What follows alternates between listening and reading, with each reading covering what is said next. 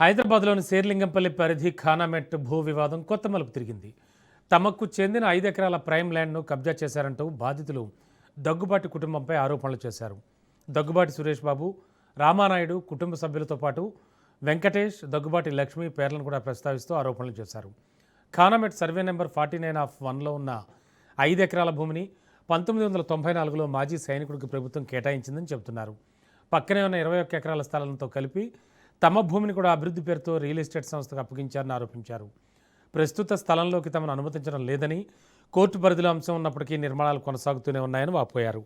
ఈ విషయంపై మాదాపూర్ పోలీసులు, మున్సిపల్ అధికారులు ఫిర్యాదు చేసినట్లు తెలిపారు.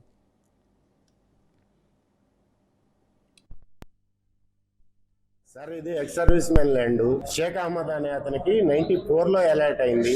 అలాట్ అయిన దాన్ని కాసాని కృష్ణ అనే అతను 92లోనే అది ఇష్యూ అయినట్టు దానికి ఒక జీపీఏ క్రియేట్ చేసి దాన్ని 94లో వాళ్ళ వైఫ్ కి రిజిస్ట్రేషన్ డాక్యుమెంట్ క్రియేట్ చేసి ఆ డాక్యుమెంట్ తో ఈ ల్యాండ్ ని సురేష్ బాబు గారికి 96లో సేల్ చేశారండి. 96లో వీళ్ళు కొనుక్కున్న సురేష్ బాబు గారు వాళ్ళు 2004 వరకు వెయిట్ చేశారు సార్. ఎందుకంటే దీనికి ఒక జీవో ఉంది. ఇష్యూ అయిన తర్వాత ఎక్స్ సర్వీస్ మెన్ కి 10 years బిలో దాన్ని కొన్నా అమ్మినా ఏదైనా ఇన్వాలిడ్ సార్. 2004 వరకు వెయిట్ చేసి అప్పుడు డాక్యుమెంట్స్ లో వాళ్ళు పేర్లు ఎక్కించుకున్నారు సార్. 5 పేరు మీద రిజిస్ట్రేషన్ చేసుకున్నారు వాళ్ళు. 5 సురేష్ బాబు గారు, వెంకటేష్ బాబు గారు, రామానాయుడు గారు, లక్ష్మీనాయుడు గారు, ఇంకొక లక్ష్మి గారు అండి. 5 పేరు మీద రిజిస్ట్రేషన్ చేసుకున్నారు. ఆ 2005లో ఈ ex servicemen Sheikh Ahmed garu expire అయ్యారు.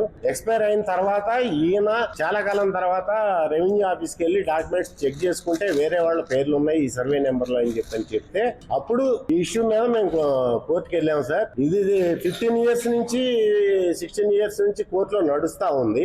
ఇప్పుడు స్టే నడుస్తా ఉంది సార్. అది నడుస్తా ఉండగానే సైట్ లో పక్కన వాళ్ళకి 21 acres ఉందండి. ఆ 21 acres తో పాటు ఇది కూడా కలిపి డెవలప్మెంట్ కి ఇచ్చారు. ఐరన్ రాడ్స్ పాతేసి షీట్స్ వేసి కబ్జా చేయడానికి ప్రయత్నం జరుగుతుంది సార్. కోర్టులో ఇష్యూ ఉండగా వెళ్ళకూడదు, వర్క్ చేయకూడదు. వాళ్ళు వర్క్ చేస్తున్నారు సార్. మీరు కూడా కొంచెం దాని మీద ఇన్వెస్టిగేషన్ చేయండి. ఈ 5 members కి ఒక్కొక్కరికి 1 ఎకరం రిజిస్టర్ అయింది సార్. ఆ 5 acres మీదే మేము పోరాటం చేస్తా ఉన్నాము. అది వాళ్ళది కాదు అని చెప్పని సార్. ఇది